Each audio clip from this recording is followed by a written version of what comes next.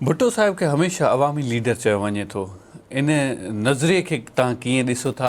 Being a कारकुन उन्हनि जी शख़्सियत खां केतिरो मुतासिर रहियो ऐं उन्हनि जो अवामी लीडर हुजणु उन्हनि जी शख़्सियत सां केतिरो इंसाफ़ आहे? छा चवणु चाहींदो? ॾिठो वञे त मां सम्झां थो त दुनिया जे अंदरि पॉलिटिक्स जा ॿ एस्पेक्ट आहिनि। हिकिड़ो फ़िक्री एस्पेक्ट आहे, ॿियो प्रैक्टिकल एस्पेक्ट आहे।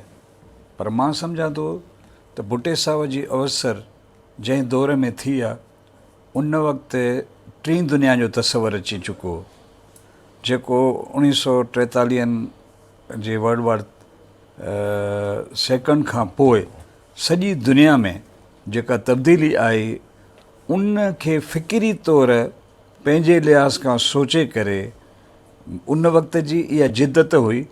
उन जदीद साइंस खे पढ़ण लाइ उन वक़्तु भुट्टो साहिबु स्टूडेंट हुयो।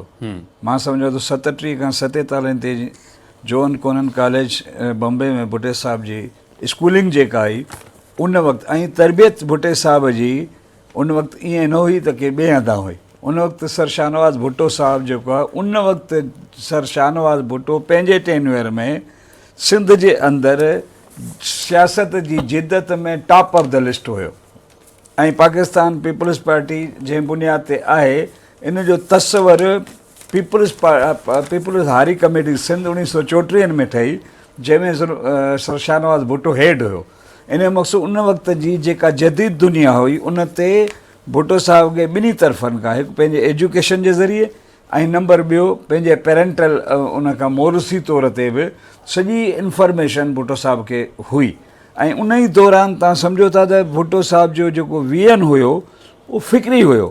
फ़िक्री वियन इन करे हुयो त उन वक़्तु पाकिस्तान अञा ठहियो ई न हो त उन क़ाइदे आज़म खे जेको ख़तु लिखियो इन जो मक़सदु आहे उन वक़्तु जदीद हालतुनि खे तजियो करे ऐं भुट्टे साहिबु उन लाइ ख़तु लिखियो ऐं पंहिंजी एजुकेशन पूरी कई। उन वक़्त जी सॼी दुनिया खे भुट्टे साहिबु पढ़ियो। तंहिंजे करे मां सम्झां थो त Zulfikar Ali Bhutto third world leader हो, जेका टीं दुनिया ॿी मुआबारी लड़ाई खां पोइ तयारु थी उन जो भुट्टो साहिबु लीडर हुयो। तंहिंजे करे ई भुट्टे साहिबु उन वक़्त जी जदीद सियासत में फ़िक्री तौर ते सोचियो। उन फ़िक्र जे अंदरि इहा ई अवामी सियासत हुई। मिसाल चाइना जो इनकलाब अवामी सियासत हुई न, उहो भुट्टो साहिब जे अॻियां गुज़रियो। या जेके बैन अलाक़ामी जंग जे करे जेके तब्दीलियूं आयूं जंहिंमें भुट्टो साहिब जेके सभु कन्फ्लिक्ट्स पढ़िया, मिसाल जापान अमेरिका कन्फ्लिक्ट हुयो, रशिया जर्मन ऐं जेको यूरोप जो कन्फ्लिक्ट हुयो, सभिनी कन्फ्लिक्ट जे दौरान भुट्टो साहिबु स्टूडेंट हो। ऐं उन स्टूडेंटशिप जे दौरान अॼु बि तव्हां ॾिसंदो त सियासत जी जिदत ते तकड़ी नज़र स्टूडेंट्स जी हूंदी आहे। ऐं भुट्टो साहिबु जेको नज़रियो ॾिनो उन सां गॾु जेकॾहिं भुट्टो साहिब जी फोटेजिस ऐं एक्टिविटीज़ ॾिसो त लही हिकिड़े हुजूम में वञी हिकिड़े माण्हू सां लस्सी मानी खाइणु इन खां वधीक छा जेको आहे। बिल्कुलु सही ॻाल्हि कई।